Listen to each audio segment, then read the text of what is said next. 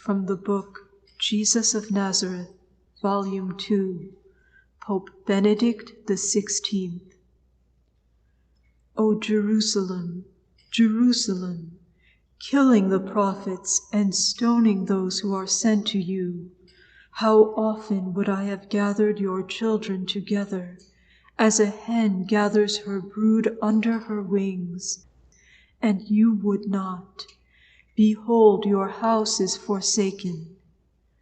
These words remind us of the inner similarity between the prophet Jeremiah's message and that of Jesus.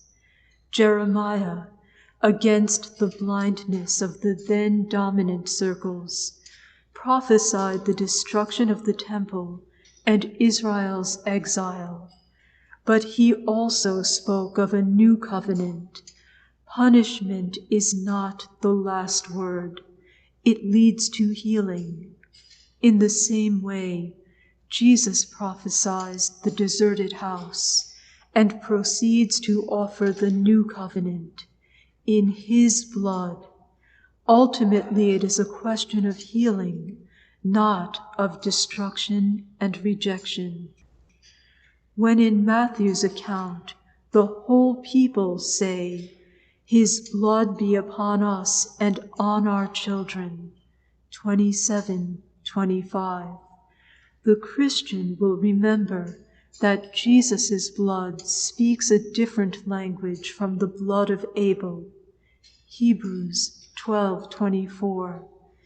It does not cry out for vengeance and punishment. It brings reconciliation. It is not poured out against anyone. It is poured out for many, for all. All have sinned and fall short of the glory of God. God put Jesus forward as an expiation by his blood. Romans 3:23-25. Just as Caiaphas's words about the need for Jesus' death have to be read in an entirely new light from the perspective of faith, the same applies to Matthew's reference to blood. Read in the light of faith, it means that we all stand in need of the purifying power of love, which is his blood. These words are not a curse, but rather redemption, salvation, only when understood in terms of the theology of the Last Supper and the cross, drawn from the whole of the New Testament, does this verse from Matthew's Gospel take on its correct meaning.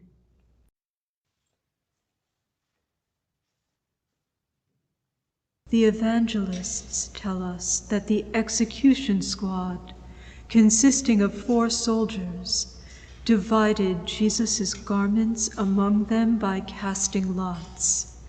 This was following Roman custom, according to which the clothing of those who had been executed fell to the executioners. John quotes Psalm 22:18 in this regard. This was to fulfill the scripture, "They parted my garments among them, and for my clothing they cast lots." 19:24. In keeping with the parallelism typical of Hebrew poetry, by which a single idea is expressed in 2 ways, John presents 2 distinct elements. First, the soldiers sorted Jesus' clothes into 4 bundles and distributed them among themselves. Then they also took his tunic, which was without seam, woven from top to bottom, so that they said to one another, "Let us not tear it, but cast lots for it to see whose it shall be." 19:23-4. The reference to the seamless tunic, chiton, is formulated in this precise way because John evidently wanted to highlight something more than a casual detail. Some exegetes make a connection here with a piece of information provided by Flavius Josephus, who points out that the high priest's garment, chiton, was woven from a single thread. Thus, we may detect in the evangelist's passing reference an allusion to Jesus' high priestly dignity, which John had expounded theologically in the high priestly prayer of chapter 17.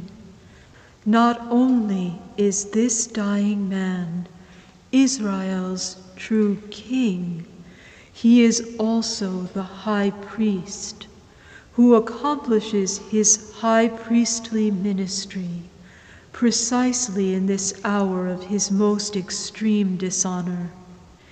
The Church Fathers drew out a different aspect in their consideration of this passage. In the seamless garment, which even the soldiers were reluctant to tear, they saw an image of the indestructible unity of the Church. The seamless garment is an expression of the unity that Jesus, the high priest, implored for his followers on the evening before he suffered. Jesus' priesthood and the unity of his followers are inseparably linked together in the high priestly prayer.